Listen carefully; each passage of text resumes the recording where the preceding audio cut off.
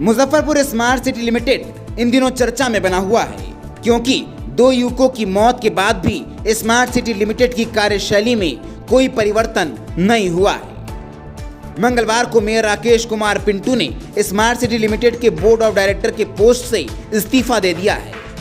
इस्तीफे के बाद उन्होंने स्मार्ट सिटी के एमडी विवेक रंजन मैत्री के ऊपर कई गंभीर आरोप लगाते हुए उन्हें हिटलर बता दिया। वैसे भी बोर्ड ऑफ डायरेक्टर का कार्यकाल 9 जून को समाप्त हो रहा है, लेकिन 1 महीने पहले ही उन्होंने अपना इस्तीफा नगर विकास एवं आवास विभाग के प्रधान सचिव को भेज दिया है। आज हम स्मार्ट सिटी के निदेशक यानी डायरेक्टर पद से इस्तीफा दे रहे हैं। इसका मुख्य कारण है जगह जगह में गड्ढा का तब्दील करना, हादसों का शहर बना देना। आखिर 2 मौत यहाँ पर हो गई। नगर निगम के प्रशासक और स्मार्ट सिटी के जो भी अधिकारी हैं वो सुन नहीं रहे हैं, और ऐसा ही आलम रहा तो हमारा शहर में आने दिनों में ये मौत का कुआं बन जाएगा।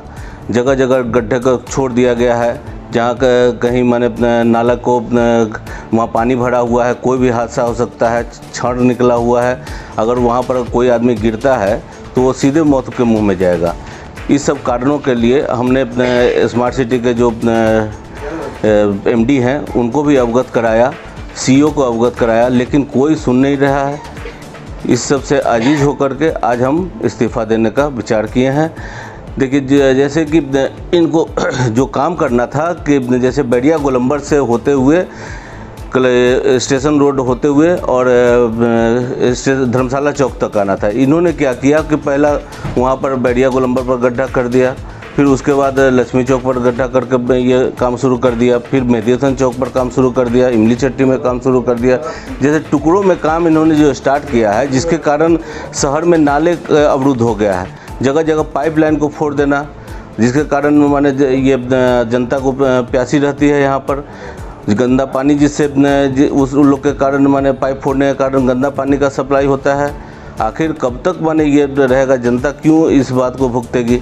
ये सब कारणों से मैं इस्तीफा दे रहा हूँ। और जैसे कि हमने कितनी बार जांच किया यहाँ पर, जैसे तिलक मैदान रोड में वहाँ पर 14 इंच का नाला सिर्फ बनाया गया है, उसके बारे में हमने नगर आयुक्त महोदय जो एमडी भी हैं उनको अवगत कराया, लेकिन वो सुनने का नाम नहीं ले रहे हैं। एक बार भी जांच करने के लिए किसी अधिकारी को नहीं भेजे कि वहाँ पर क्या मैटर क्या है, इसको देखा जाए। अभी तक वो तोड़ा नहीं गया है। हमने स्पष्ट निर्देश दिया गया था कि जो भी वहाँ पर अनियमितता बरती गई है उनको नया नाला निर्माण करना है, और नया जो 14 इंच का नाला है वहाँ पर एज फॉर एस्टीमेट जो 2 फीट का नाला होना चाहिए था वो 2 फीट का नाला बनाना है। अभी तक वहाँ पर काम शुरू नहीं हुआ है। यहाँ पर BST से लेकर के तिलक मैदान नवयुवक समिति तक 2 महीने से ऊपर हो गया गड्ढा खने हुए। अभी तक उसका कब से बोल रहे हैं कि 1 इंच भी जो वो लोग काम करें, 1 इंच काम करने के लिए तैयार नहीं है। आए दिन वहाँ पर आदमी डूब जाते हैं, चूँकि वहाँ पर आने वाले दिनों में जो बरसात आने वाली है तो इसमें किसी को पता भी नहीं चलेगा किधर गड्ढा है किधर नहीं है। हमने वहाँ पर बोला कि बैरिकेडिंग, ज़्यादा लोगों की मौत होगी इसलिए हम पहले ही इस्तीफा दे रहे हैं। नहीं, बिल्कुल ये सही बात है कि जैसा स्मार्ट सिटी का रवैया है उस हिसाब से आने वाले टाइम में ये शहर हादसों का शहर हो जाएगा। अगर ये लोग अभी से नहीं चेते तो आए दिन मौतें होंगी, क्योंकि आने वाले दिनों में बरसात होने वाली है। जहाँ जहाँ बारिश होगी वहाँ गड्ढा में और जहाँ पानी जल जमाव में कहीं नज़र नहीं आएगा। इन लोगों के कारण पूरा शहर इस बार जल जमाव झेलेगा।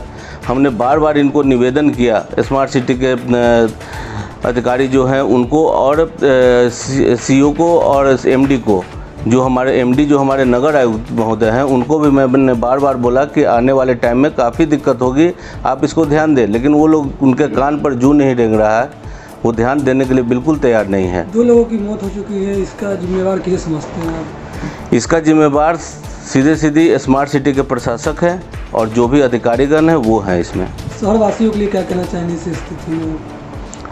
अगर मान लीजिए शहरवासियों को हम यही कहना चाहते हैं कि अगर मान लीजिए आने वाले दिनों में स्मार्ट सिटी नहीं चेता, ढंग से नहीं काम करे तो हम आंदोलन करेंगे, इसके लिए सड़क पर धरना प्रदर्शन करेंगे। महापौर के पद से पर हम हैं, चूँकि हमको 6 तो नहीं सुनी जा रही है निगम में। अब ये वही बात है कि नगर आयुक्त किसी की सुनते ही नहीं है। वो हिटलर हो गए हैं। आज के डेट में वो हिटलर की उपाधि देना बिल्कुल सही है, क्योंकि आए दिनों में व्यापारियों को परेशान करना, जगह जगह यूजर चार्ज के नाम पर पैसा वसूली करना, फिर आपको नया नवीनीकरण कराना है उनको बैंक रोड में, उसका नवीनीकरण नहीं करा रहे हैं। जो भी दुकान स्टॉल है वो उसी तरह पड़ा हुआ है।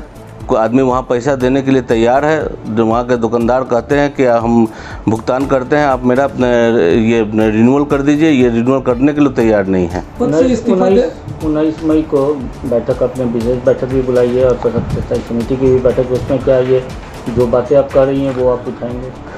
सशक्त स्थायी समिति की बैठक चूँकि मैंने बुलाई है तो इस बात को हम उसमें उठाएंगे। और मैं विशेष बैठक में हमने कोई विशेष बैठक नहीं बुलाया है। विशेष बैठक जो बुलाए हैं वो इसके बात को उठाएंगे।